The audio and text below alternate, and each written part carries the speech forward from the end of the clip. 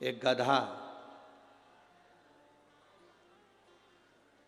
बड़ा कीमती था, एक बकरी बड़ी कीमती थी, एक घंटी बड़ी कीमती थी, एक जोड़ सेठ जी जो कपड़े पहनते थे वो भी बड़ा कीमती था। सेठ जी के पास में ये चारों चीजें बड़ी कीमती थी।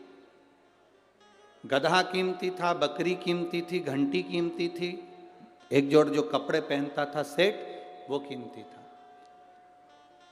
चार चोरों ने विचार करा इस सेठ जी की चारों चीजें चुरा ली जाए। पर चोर आपस में विचार करने लगे चुराएं तो चुराएं कैसे। सेठ इतना समझदार है कि कपड़े तो छोड़ता नहीं है, पहन के रखता, गधे की पूंछ से बकरी को बांध के रखता, बकरी के गले में घंटी बांध के रखता, सेठ जी खुद गधे पर बैठ जाता है तो कपड़े कोई चुरा नहीं सकता, खुद पहना हुआ है।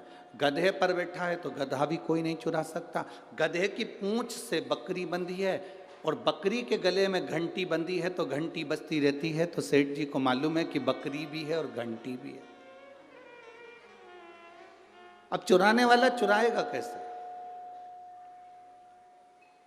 चुराएं तो चुराएं कैसे। पर चोर भी होशियार थे, उन्होंने कहा चार चौराहे पर खड़े हो जाओ। एक चौराहे के चोर ने चोरी करना प्रारंभ करा, बकरी की घंटी को धीरे धीरे पीछे से खोला और गधे की पूंछ से बांध दिया और बकरी को चुरा कर ले गए। दूसरा चोर पीछे से निकला तो बकरी को निकाल कर ले गया। अब सेठ जी के कानों में घंटी की आवाज नहीं आई, पलट कर देखा तो बकरी और घंटी दोनों गायब।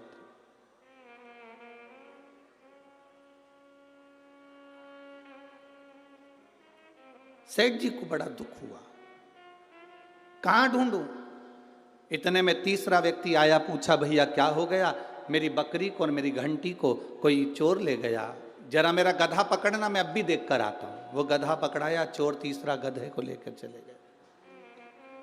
अब तन पर केवल कपड़े थे, अकेले चौथे नंबर के चोर को वो कपड़े चुराना थे। अब चुराएं तो चुराएं कैसे। तो चोर कुएं के पास में जाकर रोने लगा।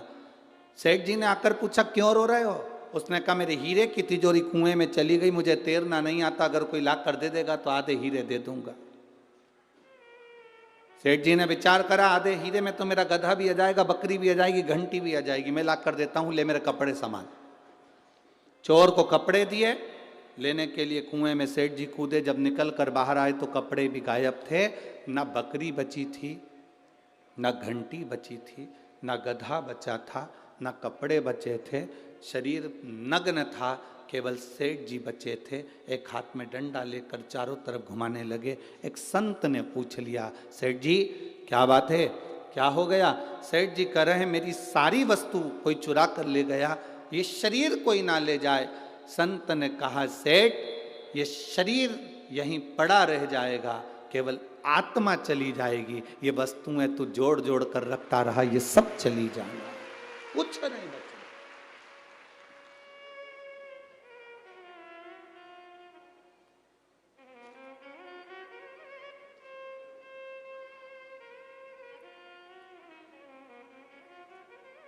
हम कहते जरूर है अरिजीत जी मेरो मन तो इतो बड़ा हो नहीं, कहते कहने वाले अरिजीत जी मेरा मन तो इतना बढ़िया है, कोई मुझसे कोई मांगता है तो मैं दे देती हूँ। कोई ने कहा कि ये दे दो जीजी, मैंने दे दिया। कोई कहे मुझे ये दे दो जीजी, दे दिया।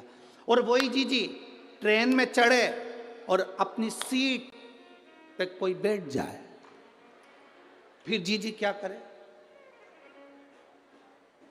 अभी तो कह रही थी कि मेरे से कोई मांगता है तो दे देते, अब कौन दे रहा है।